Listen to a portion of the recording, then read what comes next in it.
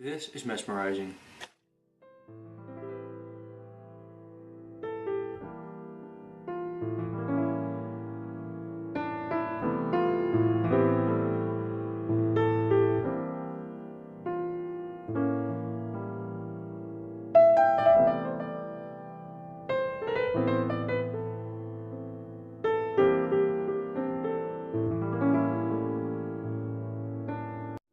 I'm gonna talk about this little artifact. First, little backstory.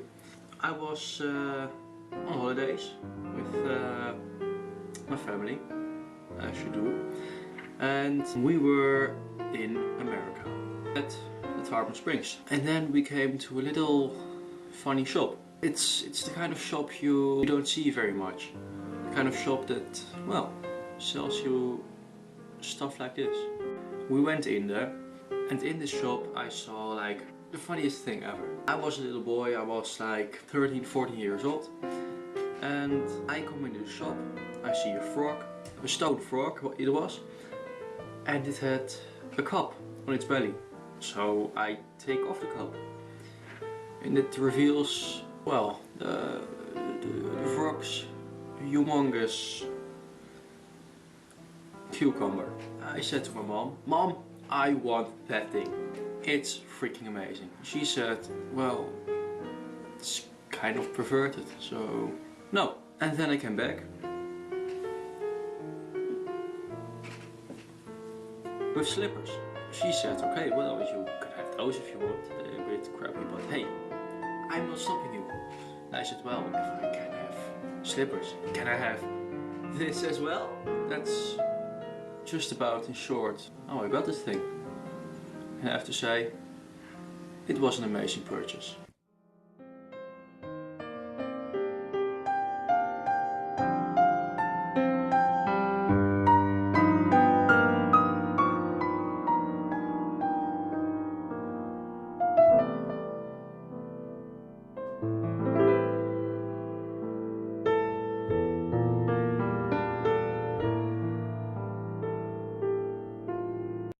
Thinking, right?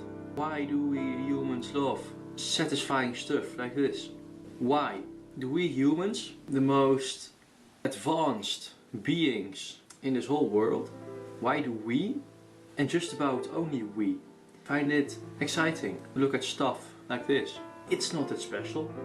It's just some figure filled with water, colored oil, and that's all. But still, we want to look at it, and I want to find out why exactly. This is my hypothesis, because why we humans love watching these extremely satisfying things. In evolution, somewhere, we just really like to see symmetrical things. This is like dripping out its last oil, and I have to say, it's not that satisfying anymore. The drops are really irregular, they're not even. Sometimes the left side drops, sometimes the right side drops.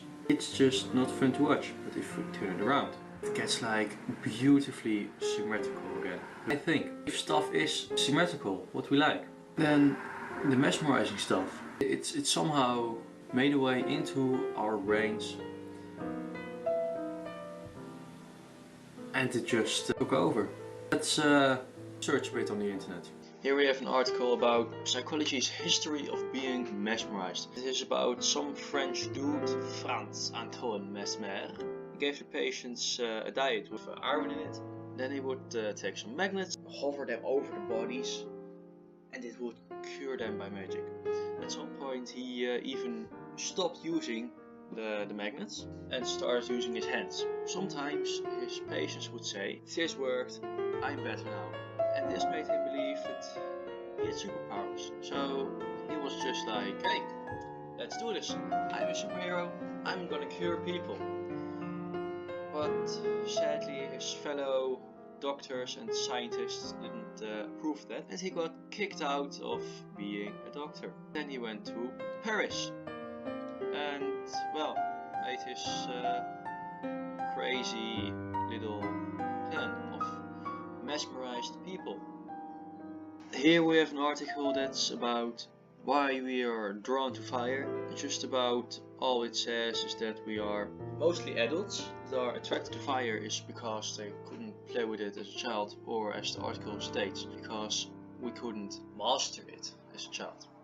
Further it says that it's probably to do with our ancestors, because they, well, it was their most used tool, living in caves. So yeah, that's what we learned from this handy article. I didn't really learn anything from this experience. You probably didn't learn anything either. But the nice thing is, you don't have to know everything for it to be mesmerizing. The nice thing is that we can be mesmerized by stuff like this. Just lose our minds, relax, and enjoy the world. I hope you liked watching this video. My name is David. Grab yourself a